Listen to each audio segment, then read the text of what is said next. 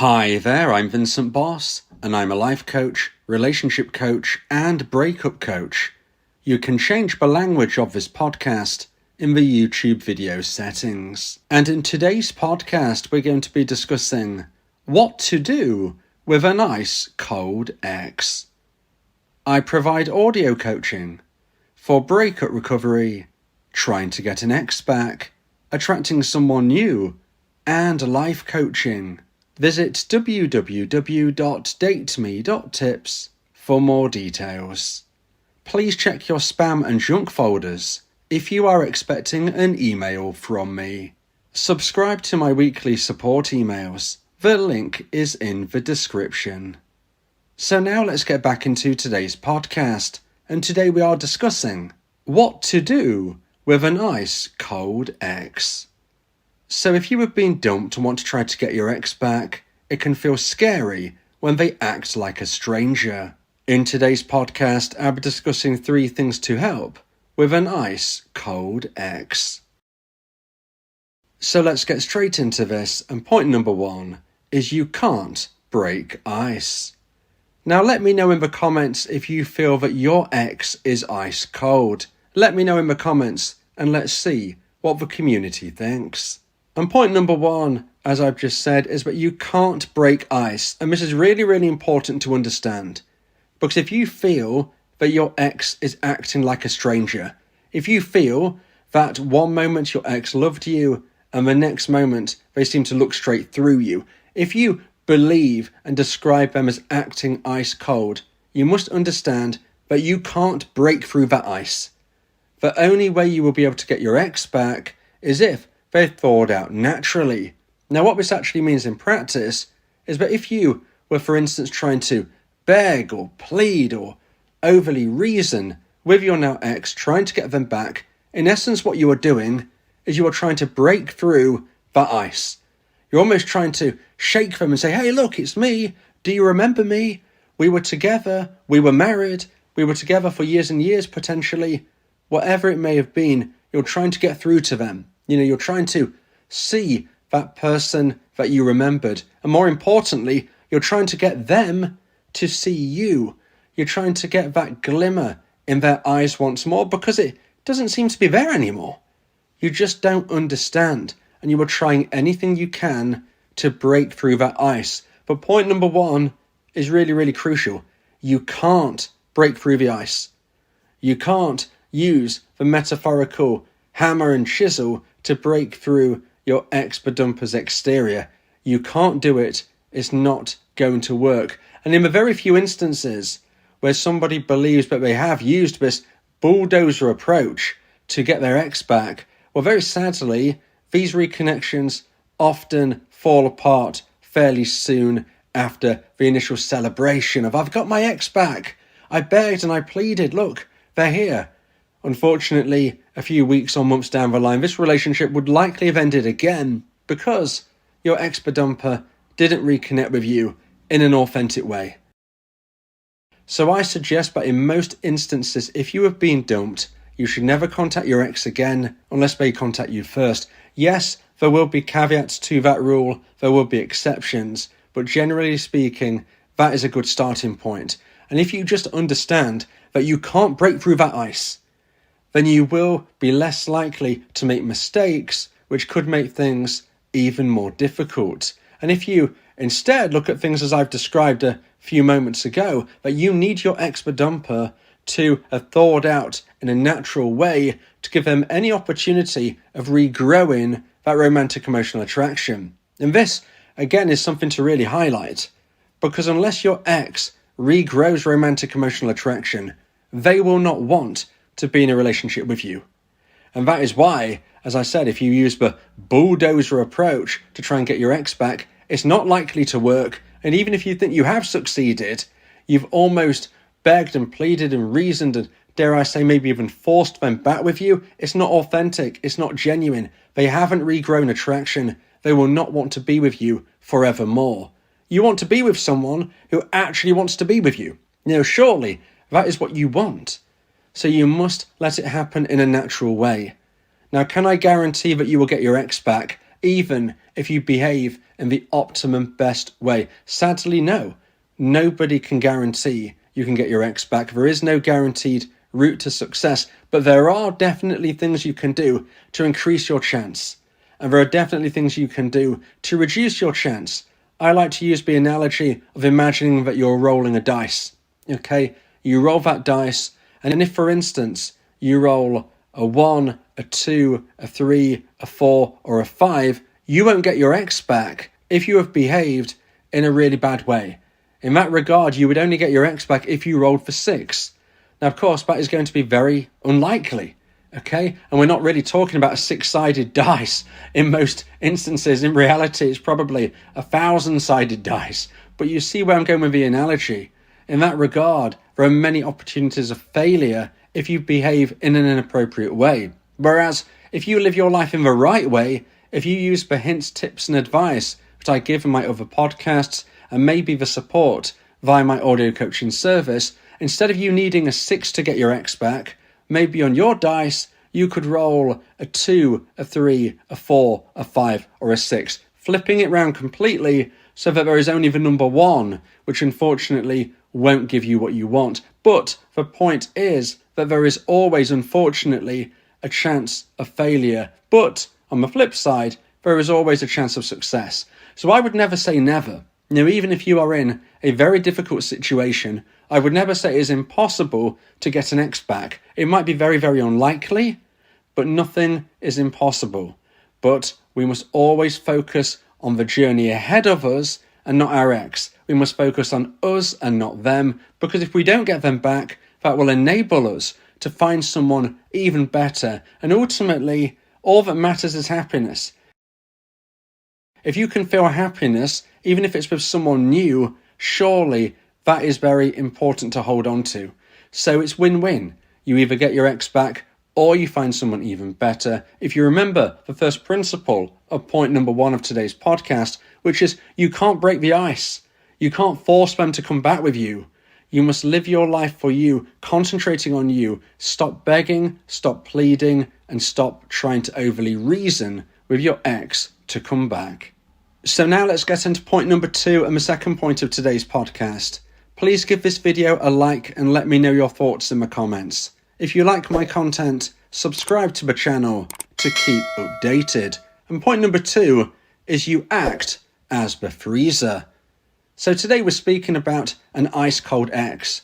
The ex that one moment seemed to love you, the next moment looks straight through you. It's almost as if an alien spaceship has come, picked your ex up, taken them away, and dropped them back off, and taken their personality, their mindset, taken and flipped it around, changed it with somebody totally different because you just don't understand who that person is right now.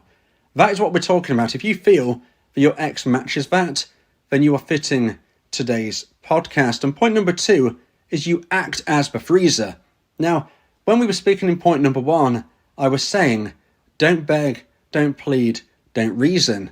But it goes a bit broader than that. You need to make sure you are not in your ex-badumper's orbit. What that means is stop being part of their life. Now, there are going to be some instances where you have to be. For instance, if you have children together, you must be the best parent you can be to your child. You must be respectful to your ex. You must still try and maintain dignity, respect, and love for your child and maintaining that relationship in a positive adult way with your former partner. But what this also means is you shouldn't be spending unnecessary time with your partner, even if you have a child together. So there is a balance to have. Now, probably the majority of you listening are not in that position, perhaps. Maybe you are, maybe you aren't. If you have to see your ex, keep it on point. Be polite, be respectful, but don't take things in a direction which isn't necessary. In some regards, you might even have a bit of an advantage because you can showcase positive change, especially in your physical appearance, perhaps. If you maybe felt that you hadn't looked after yourself physically too well recently, well, if you work on your health and your fitness, your ex-badumper is definitely going to notice if and when they see you due to exchanging the kids or whatever it might be. But it doesn't mean that you should be saying, hey, look at me. Look how great I look. Okay? Just let your ex-bedumper notice naturally. But you must make sure that the conversations just stick to your children. Or whatever the reason is, you actually have to see one another. Maybe you work together, for instance. Keep things on topic. If your ex-bedumper wants to progress the conversation, yes, go with the flow, but you shouldn't be the one to try and start that. You must be maintaining what I refer to as limited contact, which is a variant of my version of a no contact rule. Now, the rest of you who don't need to have contact with your ex must be implementing my full version of the no contact rule, which has the base principle most of the time of never contacting your ex again unless they contact you first. That also means you need to try and stay out of their orbit, as I mentioned a little earlier. This could be tricky if you have mutual friends, and I'm not saying it's easy to navigate necessarily, but you shouldn't be appearing in places where your ex-bedumper might be. Let's just say, for instance, you know when your ex-bedumper goes grocery shopping. You shouldn't deliberately be shopping at that exact same time so you can accidentally on purpose bump into them. It's not likely to help. Maybe 1 in a million it might be helpful, but most of the time it's not going to help. Your ex-bedumper needs to miss you, and they can't miss you if you are always in their orbit, always in their life. And point number 2 connects with this because you act as the freezer, meaning every time you see or speak with your ex for an unnecessary reason where you are the instigator, you're acting as a freezer, you are maintaining that ice cold look, okay? So your ex-bedumper is ice cold. Every time you contact them for an unnecessary reason, you are actually freezing them. You know, imagine you with some type of freezing device, making them even colder. It isn't going to help you. Now, in point number 1, we said we need your ex to naturally thaw out.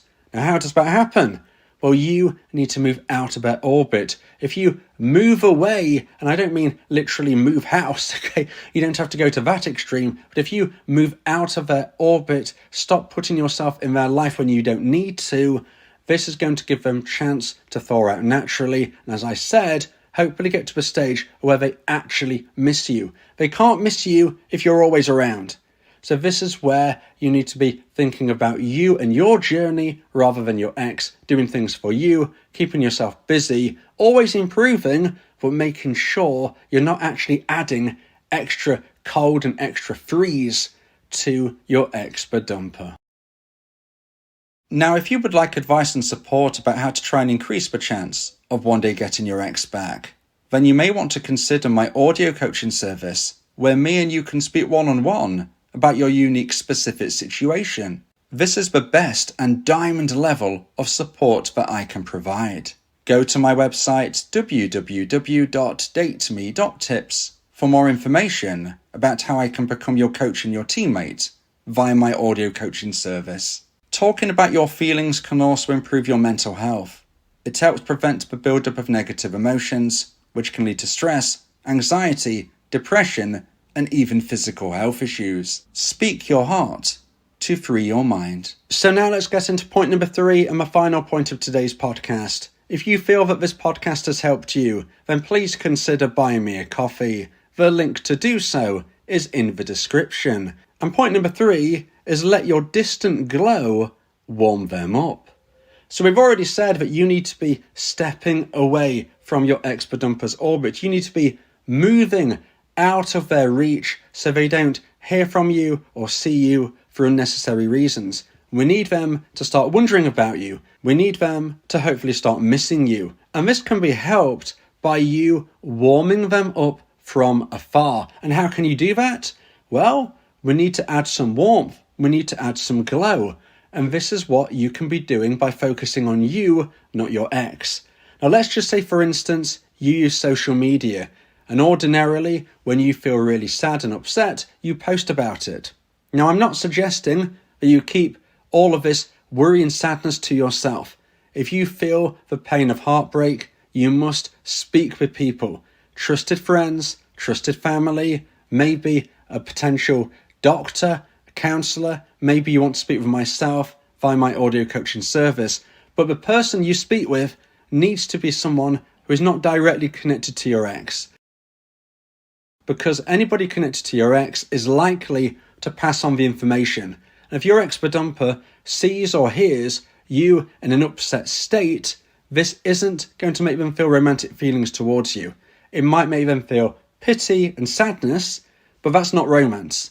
So I'm not suggesting that you don't speak with anybody about what's going on, but I don't really suggest you go online on social media and talk about your sadness and upset, because that is, of course, somewhere your ex-dumper could easily see, if not directly by somebody else telling them, that you're not feeling great, you're feeling upset, you're feeling down, you're feeling negative. If you act in a sad or negative way, you're going to be adding to the freeze. Whereas if you act in a warm way, in a way where you are glowed up, this is where your ex-dumper might start to thaw out. And this is the connection. Now, if you use social media, even if you're not directly connected to your ex anymore, there's a strong likelihood that they will one day find out what you're posting about. Whether they are sneakily having a look, whether somebody else tells them. That is why we have to be careful we don't put the negative online, but the flip side, we need to put the positive. We need to show you are warm. We need to show you're happy, positive, focused. Doesn't mean you have to lie. I don't suggest you lie in any way. I'm just saying busy yourself in positive, genuine ways that you can authentically talk about. Maybe you want to improve your health and fitness and also your style. This could be known as a glow up. And another way we can connect this all is that if you are glowing and you're acting positive, you have that warmth. If your ex-dumper finds out about this, and remember, you are not in their orbit, you're not seeing them or contacting them directly, but they hear about it through socials, they hear about it through friends of friends, this distant glow up that they are feeling from you is going to warm them up. And if it thaws them out enough, this is when they might get to the stage where they really see you in a different light. They almost wake up from this frozen nightmare that you see them in, and it could get to the stage where they not just even remember what times were like with you, but actually crave them again in a positive way. And if that happens, they will reach out to you, and this can increase the chance of you one day getting your ex back.